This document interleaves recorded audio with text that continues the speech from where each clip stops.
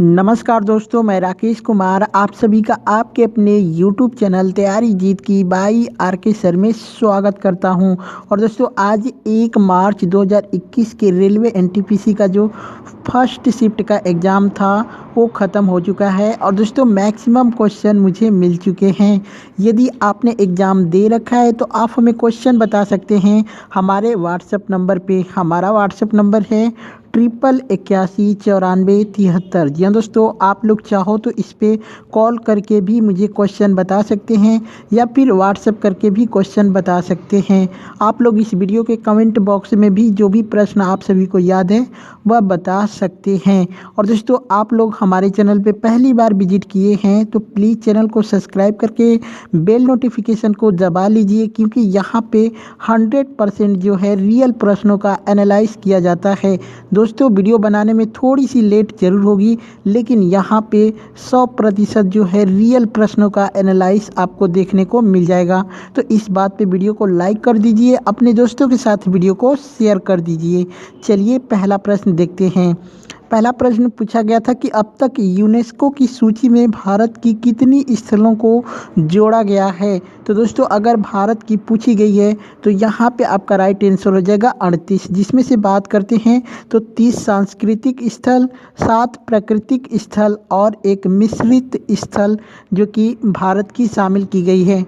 और दोस्तों यहाँ पे एक प्रश्न और पूछ सकता है कि भारत में जो पहली जो है किस मतलब स्थल को जोड़ा गया था पहली बार, कब। तो 1983 में भारत की जो 2 साइटें हैं उनको जोड़ा गया था यूनेस्को की सूची में। पहला है अजंता की गुफाएं और आगरा का किला, इनको जोड़ा गया था 1983 में। ठीक है, चलिए एक प्रश्न आया था दोस्तों कि नेहरू लियाकत समझौता कब हुआ था। जी हाँ दोस्तों, नेहरू लियाकत समझौता कब हुआ था। तो दोस्तों ये 8 अप्रैल 1950 को हुआ था। और दोस्तों इसमें जो है भारत के प्रधानमंत्री और पाकिस्तान के प्रधानमंत्री द्वारा नई दिल्ली में इस संधि पर जो है हस्ताक्षर किया गया था। ठीक है, चलिए यहाँ पे एक प्रश्न आया था कि 2019 में ओपेक से कौन बाहर हुआ था। जी दोस्तों 2019 में जो है ओपेक से कौन बाहर हुआ था, तो आपका राइट आंसर हो जाएगा Qatar is the right answer. और दोस्तों आपसे पूछ सकता है कि ओपेक का फुल फॉर्म क्या होगा। तो ओपेक का जो फुल फॉर्म होता है organisation of the petroleum exporting countries. ठीक है, और दोस्तों ओपेक की स्थापना कब हुई थी, तो सितंबर 1960 में हुई थी। कहाँ पे हुआ था, तो ये बगदाद इराक में हुआ था। ठीक है, चलिए एक प्रश्न आया था दोस्तों कि तहकीक-ए-हिंद पुस्तक के लेखक कौन है। जी दोस्तों तहकीक-ए-हिंद पुस्तक किसने लिखी है ये पूछा था। तो इनका नाम जो है बहुत ही बड़ा है, अबू रहमान मोहम्मद बिन अहमद अल बैरूनी। ठीक है, तो आपके ऑप्शन में हो सकता है कि अल बैरूनी भी दिया होगा या फिर पूरा नाम भी दिया होगा। तो जो भी दिया होगा ये आपका राइट आंसर हो जाएगा। एक प्रश्न आया था दोस्तों कि इनमें से कौन सी केमिकल रिएक्शन नहीं है। तो दोस्तों वहाँ पे मोमबत्ती का जलना सिर्फ एक ही मुझे मिला था, बाकी के ऑप्शन आप लोग कमेंट करके ज़रूर बताइएगा। ठीक है, चलिए एक प्रश्न आया था दोस्तों कि इनमें से कौन सा इनपुट डिवाइस है। तो दोस्तों इसका भी ऑप्शन मुझे नहीं मिला है। इनपुट डिवाइस का मतलब होता है जो बाहर की चीज़ों को अंदर लेता है, और आउटपुट का मतलब होता है जो कि बाहर की चीज़ों को दोस्तों इनपुट डिवाइस का मतलब होता है ये अंदर दोस्तों बाहर की चीज़ों को जो है अंदर करता है, और आउटपुट का डिवाइस जो होता है उसका काम होता है अंदर की चीज़ों को बाहर करना। ठीक है, चलिए एक प्रश्न था दोस्तों कि वर्तमान में ADB के अध्यक्ष कौन है। तो दोस्तों ये मात्सुगु असाकावा आपका वर्तमान में ADB के अध्यक्ष हैं।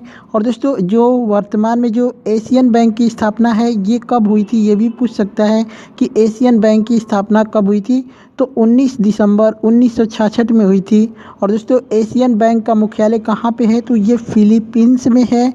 और दोस्तों ADB का फुल फॉर्म भी आपसे पूछ सकता है, तो एशियन डेवलपमेंट बैंक आपका राइट आंसर हो जाएगा। एक प्रश्न आया था दोस्तों कि बंगाल विभाजन जो है ये कब हुआ था। तो दोस्तों जो बंगाल विभाजन हुआ था ये 16 अक्टूबर 1905 में हुआ था। लेकिन दोस्तों आपको बता दें कि बंगाल विभाजन के निर्णय की घोषणा जो है 19 जुलाई 1905 को हुई थी, लेकिन ये अस्तित्व में कब आया था? 16 अक्टूबर 1905 को। और दोस्तों उस समय भारत का जो वायसराय था लॉर्ड कर्जन था। ठीक है, चलिए एक प्रश्न आया था दोस्तों कि आनुवांशिकता का जो नियम है किसने दिया था? तो ग्रेगर जॉन मेंडल ने दिया था। ठीक है, चलिए एक प्रश्न आया था दोस्तों कि कृषक आंदोलन जो है वो किससे संबंधित है? तो दोस्तों ये जो कृषक आंदोलन है कृषि नीति को बदलने के लिए किया जाता है। बाकी आपके ऑप्शन में क्या दिया हुआ था ये मुझे पता नहीं है एग्जैक्ट। अगर यही दिया था तो आप एस करके कमेंट करिएगा। अगर इसके अलावा कोई दूसरा ऑप्शन दिया हुआ था तो आप लोग कमेंट करके ज़रूर बताइएगा। ठीक है, चलिए एक प्रश्न आया था दोस्तों कि पीडीएस का फुल फॉर्म क्या है? ठीक है, पीडीएस का फुल फॉर्म पूछा था तो इसका फुल फॉर्म हो जाएगा द पब्लिक डिस्ट्रीब्यूशन सिस्टम। ठीक है, द पब्लिक डिस्ट्रीब्यूशन सिस्टम आपका राइट आंसर हो जाएगा। एक प्रश्न पूछा गया था दोस्तों कि गोल गुम्बज जो है वो किससे बना है? तो दोस्तों यहाँ पे मैक्सिमम 3 चीज़ों से बनाया गया था, गहन, सलेटी और बेसाल्ट। तो दोस्तों इनमें से कोई एक ही आपके ऑप्शन में दिया होगा या फिर ये तीनों करके दिया होगा, तो आप लोग कमेंट करके ज़रूर बताइए। अब बात आती है कि ये गोल गुम्बज है क्या? तो दोस्तों ये कर्नाटकपुर में स्थित कर्नाटक राज्य में स्थित है। और दोस्तों ये जो है दुनिया का दूसरा सबसे बड़ा गोल गुम्बज है। और बात करें कि दुनिया का पहला सबसे बड़ा गोल गुम्बज कौन है? तो ये है सेंट पीटर के बाद ये भारत का सबसे बड़ा और दुनिया का दूसरा सबसे बड़ा गोल गुम्बज है। ठीक है, चलिए एक प्रश्न आया था दोस्तों कि लाल बहादुर शास्त्री एयरपोर्ट कहाँ पर स्थित है? तो दोस्तों ये वाराणसी में स्थित है। अगर आपसे राज्य का नाम पूछा होगा तो उत्तर प्रदेश आपका राइट आंसर हो जाएगा। एक प्रश्न आया था कि IAAF 2003 अवार्ड्स जीतने वाली पहली भारतीय कौन थी? तो ये हो जाएगा अंजू बॉबी जॉर्ज। ठीक है, अंजू बॉबी जॉर्ज आपका राइट आंसर हो जाएगा। एक प्रश्न आया था दोस्तों कि इनमें से कौन सी नदी जो है वो अलग है? ठीक है, ये पूछा गया था कि इनमें से कौन सी नदी जो है ये अलग है। तो दोस्तों जो ये तीनों नदियां हैं ना, गोदावरी, कृष्णा, महानदी, ये तीनों नदियां जो हैं ये दक्षिण की ओर बहती हैं। बाकी ये ब्रह्मपुत्र जो है ये उत्तर की ओर बहती है। तो इसलिए आपका जो ब्रह्मपुत्र है ये आपका राइट आंसर हो जाएगा। एक प्रश्न आया था दोस्तों कि भारत को सर्वाधिक FDI किस देश से प्राप्त होता है? तो आपका राइट आंसर हो जाएगा सिंगापुर। ठीक है, चलिए एक प्रश्न आया था कि 1938 में भारतीय राष्ट्रीय कांग्रेस के अध्यक्ष कौन थे? तो आपका राइट आंसर हो जाएगा सुभाष चंद्र बोस। ठीक है, एक प्रश्न आया था दोस्तों कि खूब लड़ी मर्दानी वह तो झांसी वाली रानी थी, ये रचना किसने लिखी है?